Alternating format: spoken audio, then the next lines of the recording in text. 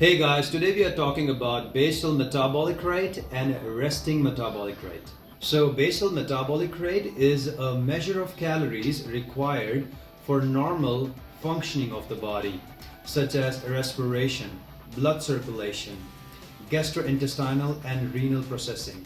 So basal metabolic rate is by far the largest contributor to total energy expenditure.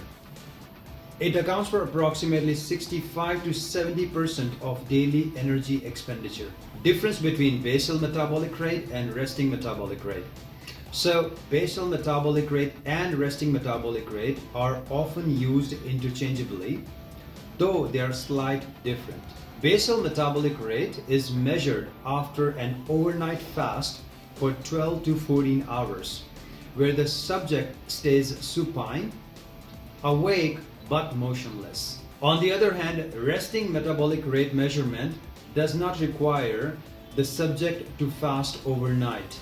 That's why it is 10 to 20% higher than basal metabolic rate. And this occurs because of increased energy demands of the food ingested recently or any physical activity. Let's talk about physical activity. Physical activity is the second largest component of an individual's energy requirement or expenditure. The number of calories expended by an individual increases with frequency, duration, and intensity of the training program, and also non-training activities where the individual stays active, such as washing one's own car, taking a dog out on walk. Typically, 20 to 30% of total daily energy expenditure is from physical activity. However, this percentage is higher in cases of athletes. The higher energy costs are observed in case of aerobic activity performed by large athletes for a longer duration, whereas lowest energy costs are associated with skill and power sports performed by smaller athletes. Measuring body mass index. So using BMI method of checking somebody's body composition, it's okay, it's acceptable.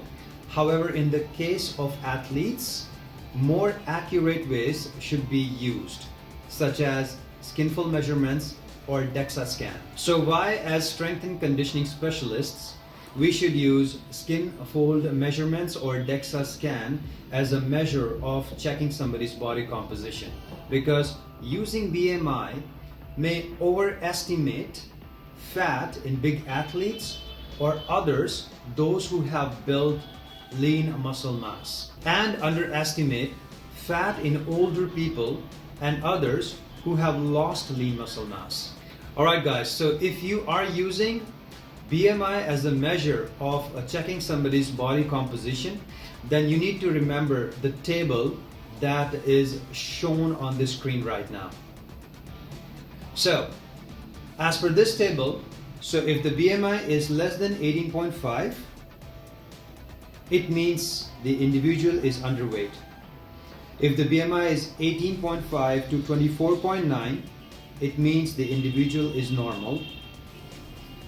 If the BMI is 25.0 till 29.9, it means the individual is overweight.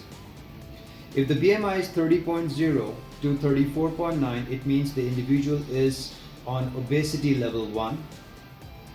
If the BMI is 35.0 to 39.9, it means the individual is on obesity level 2.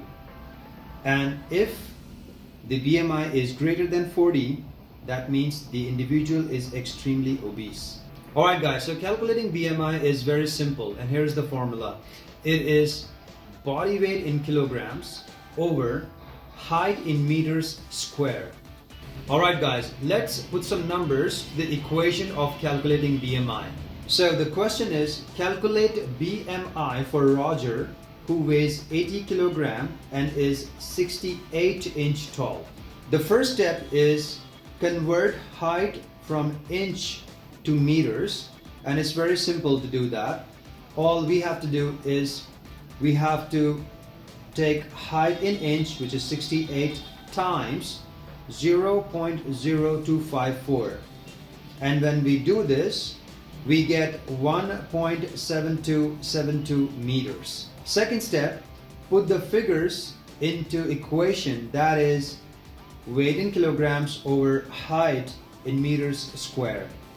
That is, weight in kilograms is 68 kilogram over 2.98, and we get this 2.98 by multiplying 1.7272 with 1.7272, and then what we accomplish is the BMI, which is 22.81.